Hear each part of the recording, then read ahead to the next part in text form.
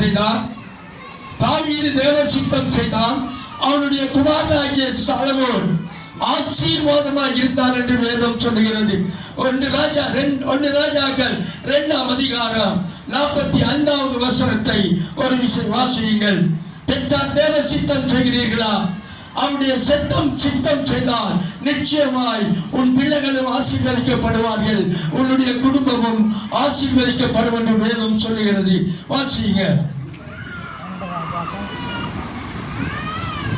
1 ராஜாக்கள் 2:45. ராஜாவாகிய சாலமோனோ ஆசீர்வதிக்கப்பட்டவனாயிருப்பான்.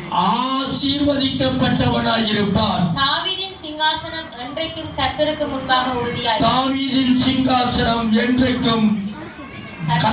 முன்பாக உறுதியாயிருக்கும், அசையாது. அன்பு பெற்றோரே, உங்களுடைய பிள்ளைகள் சமாதானமாய் ஆசீர்வாதமாய் இருக்க வேண்டுமானால் நீங்கள் தேவனுடைய சித்தம் செய்யுங்கள். தாவீது தேவனுடைய சித்தம் செய்தான். அவருடைய மகனாகிய சாலமோன் ஆசீர்வாதமாய் இருந்தார் என்று வேதம் சொல்லுகிறது. உடைய நேரத்தை அதிகமாக எடுக்காமல் என்ற சில நிமிடத்திலே முடித்து விடுவேன். 3வதாக, தேவனுக்கு பயந்து நடக்கும் பெற்றாரின் பிள்ளைகள் ஆசீர்வாதமாய் இருப்பார்கள். தேவனுக்கு பயந்து நடவுங்கள். தேவ பயம் இந்த நாள்ல இல்ல. பிள்ளைகளுக்கு தான் பெற்றார் பயப்படுகிறார்களே தவிர பெற்றாருக்கு பிள்ளைகள் பயப்படுவதில்லை. அப்படியாக நீங்கள் வளர்த்துக் கொண்டிருக்கிறீர்கள். உங்களுக்கும் சேர்த்துத்தான் ஆலோசனை சொல்லுகிறேன். பெற்றாராகிய நீங்கள் தேவனுக்கு பயப்பட்டால் பிள்ளைகள் உங்களுக்கு பயப்படுவார்கள். நீங்கள் தேவனுக்கு பயப்படாவிட்டால் பிள்ளைகள் உங்களுக்கு பயப்பட மாட்டார்கள். எனவேதான் அருமையானவர்களே, 128வது சங்கீதம் 6வது வசனத்தை வாசியுங்கள். நீ உன் பிள்ளைகளையும் இஸ்ரவேலுக்கு உண்டாகும் சமாதானத்தையும் காண்பாய். பிள்ளைகளையும் இஸ்ரவேலுக்கு உண்டாகும் சமாதானத்தையும் காண்பாய். அடுத்தது 1ஆம் வசனம். கர்த்தருக்கு பயந்து அவர் வழிகளில் நடக்கிறவன் எவனோ அவன் பாக்கியவான். கர்த்தருக்கு பயப்படுங்கள், பிள்ளைகள் ஆசீர்வதிக்கப்படுவார்கள். பிள்ளைகளை பயப்படுத்தாதீங்க, நீங்கள் கர்த்தருக்கு பயப்படுங்க. நீங்கள் கர்த்தருக்கு பயப்படும் பொழுது தானாக பிள்ளைகளும் கர்த்தருக்கு பயப்படுவார்கள். ஆமென், ஆமென். எனவே பயப்படுதல் நிச்சயமாக இருக்க வேண்டும். கர்த்தருக்கு பயப்பட வேண்டும். இன்னைக்கு மனுஷனுக்கு பயம், கத்திக்கு பயம், துவாக்கிக்கு பயம், கர்த்தருக்கு பயம் இல்லை. கர்த்தருக்கு பயப்படுற மனுஷன் எவனோ அவனுடைய சந்ததியை ஆசீர்வதிக்கப்படும் என்று வேதம் சொல்லுகிறது. எனவே என் அன்பு தேவ பிள்ளையே, நாங்கள் கர்த்தருக்கு பயப்படுகிறோமா?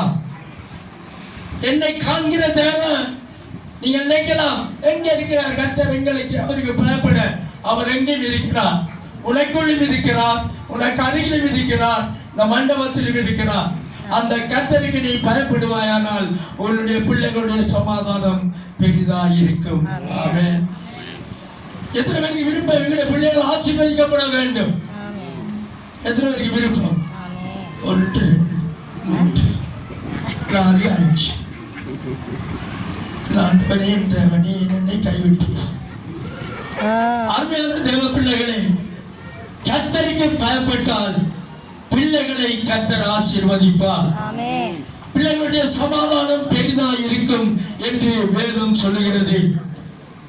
4வதாக, எபிரேயர் 12ஆம் அதிகாரம் 7ஆம் 8ஆம் 6ஆம் வசனத்தை வாசிப்போம். கர்த்தர்